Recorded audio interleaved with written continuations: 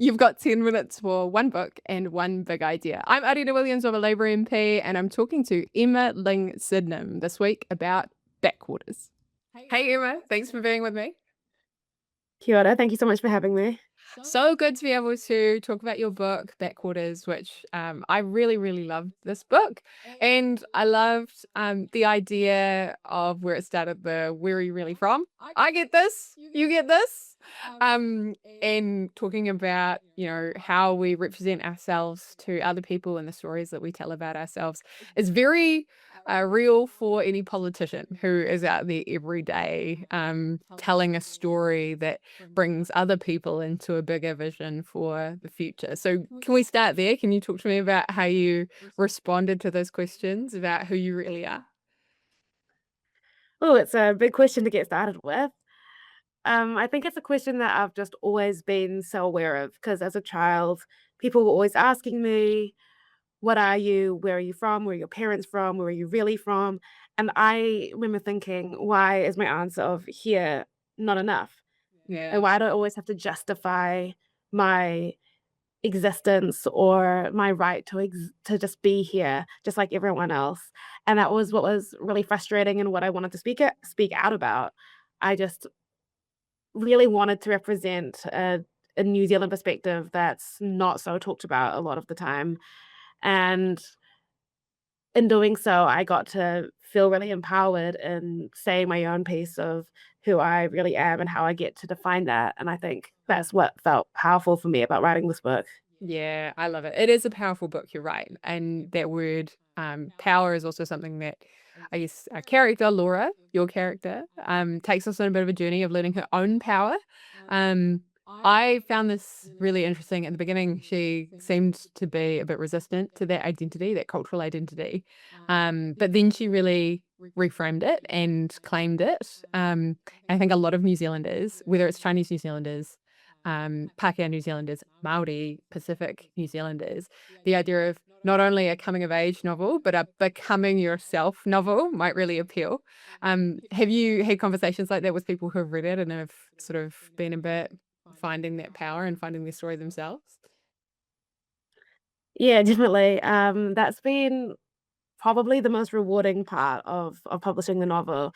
I've had a lot of, Asian New Zealanders especially reach out to me and tell me that they felt really seen by my experiences and experiences that were translated into fiction for the book, and that's what felt really special, just feeling like I'm part of helping people feel seen. And I also had people who aren't Asian New Zealanders reach out as well because it is, as you say, an experience that is shared by a lot of people, So true. not just Asian New Zealanders. I think it's something about New Zealand culture that you've captured. Like for me, this book is it's Kiwiana. This is a story that all of us will really find something about. Not only the setting, but the way that these characters interact with each other and the kind of conversations they have.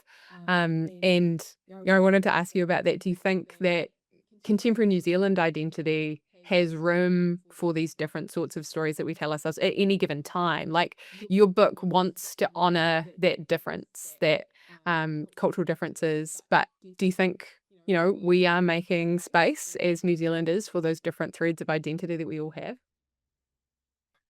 I think definitely. Growing up, I didn't feel like I saw a lot of representation, but I'm currently part of a really amazing movement where there are a lot of POC New Zealanders putting out books, telling their own stories, people from different ethnic and cultural backgrounds.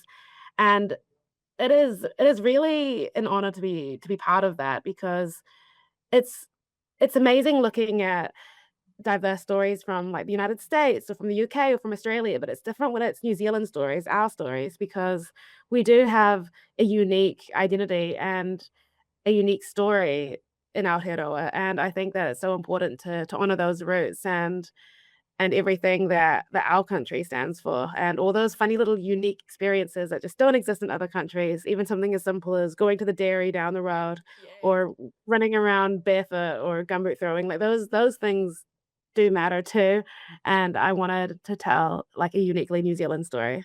Yeah, definitely. No, I love that about this book. I also, want to pick up on what you were saying there about a movement of young New Zealanders and, young people who are telling a really different story to the one that most people would associate with Kiwiana, but it's absolutely Kiwiana to me and to you, I guess. The intergenerational divides in your book are also really apparent in your work and in your working life. Um, Talk to me about that. I'm a millennial. You're a Gen Z. Um, what like the say let's start with Laura's relationship with her grandfather, which was my favorite part. Um, that feels really grounding, whilst her relationship with her sister feels really challenging. Like, what are we picking up on that intergenerational divide? What should we take away from that?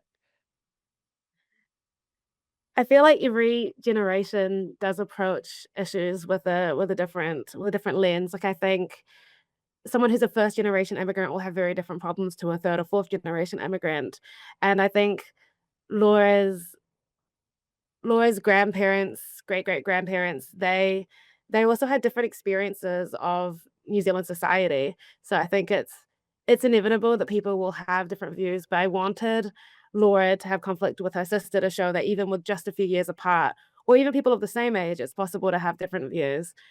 I think it's really important to never assume that there's only one view, and I made that sister character a little bit based off a friend of mine that I had at high school, and we used to argue about race and about how we approached racism, and back then, I very much had a colorblind approach, and I just wanted to be seen as New Zealander, and I didn't want to look at my heritage or my Asianness because it just wasn't interesting to me. I just wanted to be me, and I didn't think that race was relevant, but it is relevant because it's how other people see you, and it's so baked into every element of society, and I guess I guess Laura started a bit step back, but her sister was more step forward, a bit more embracing of that heritage, and she slowly became more embracing too, and I mean, I think we're all on our different individual journeys, and no one's journey is wrong, but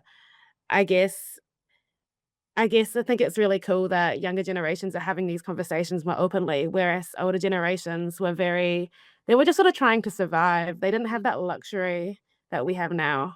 Yeah, that's Sorry, that cool. was a ramble.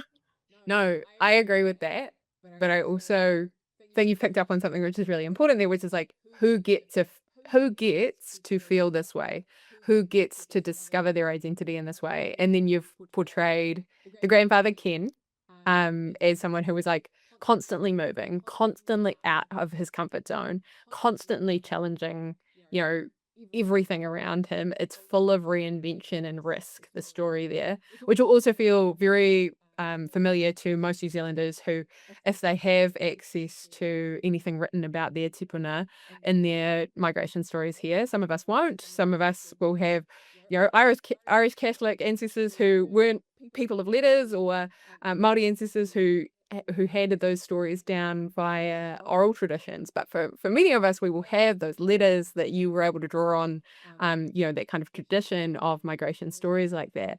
And he didn't have this kind of ability to choose and define the way that other people saw him. And I really like that about the book because, again, that felt like this generational commentary on we've got more information now, and it comes with this like privileged position of also then being able to access all of the information which goes along with that about race and culture and identity.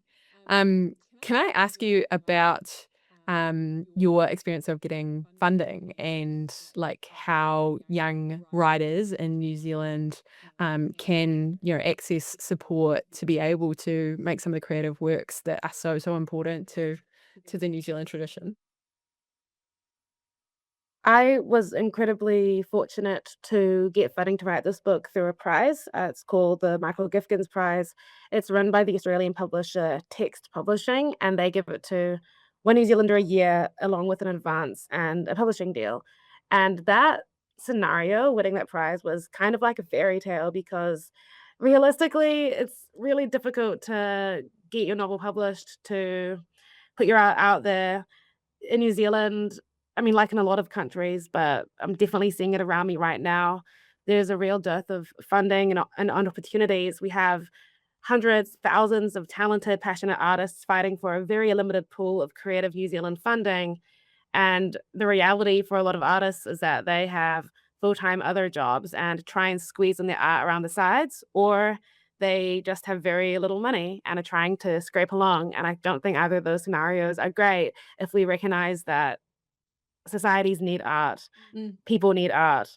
So, yeah, I You're guess so that's right. my comment on that.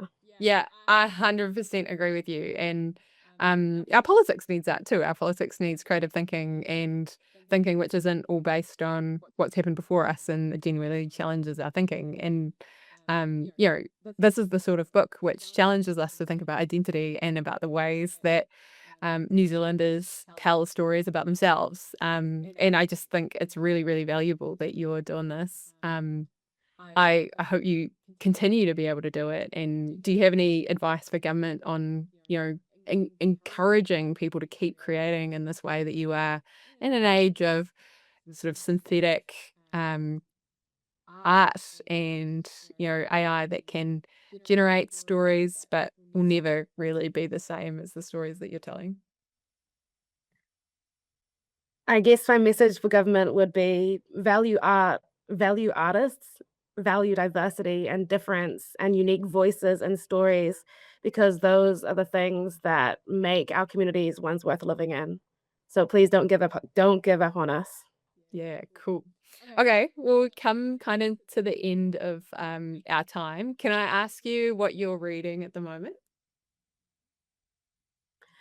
I'm reading, and I really don't wanna get the title wrong because I am reading a New Zealand book right now. I'm Yay! reading The Stars Are a Million Glittering Worlds by Gina Butson, and I think that might be the Libby, which is the New Zealand Library app's book of the month or something like that, which is why I borrowed it. It's unlimited right now. I'm really enjoying it. I think the author used to be a lawyer, but I love reading New Zealand fiction and going out of my way to support local artists, and this book is great, so I recommend it. Yeah, cool. Um, I would love you to read some of the books by Carl Schuker that I have recently read. One is called The Mistake and one is called Lazy Boys. Both of them are incredible New Zealand portrayals. One is of Otago University life, which you will recognize. And then one is a woman surgeon in Wellington in a really high pressure situation which goes wrong. Both of them are so grippingly told in the relationships between people. And I love the way that you have written the relationships between the family members in this book. It really speaks to me in the way that I have relationships with older people in my family. Carl Schuker here is taking on those professional relationships and the relationships between young men, which are really taking up a lot of my political thinking about how we do better for young men and make sure that everyone's got something to be really hopeful for, which is, yeah, what you're saying about art is right, about challenging our thinking and about finding the joy. Thank you so much. Cool. Thank you so much for taking the time to talk to me, and thank you for all the work you do for our communities, and good Love it. luck for election. Yoo-hoo!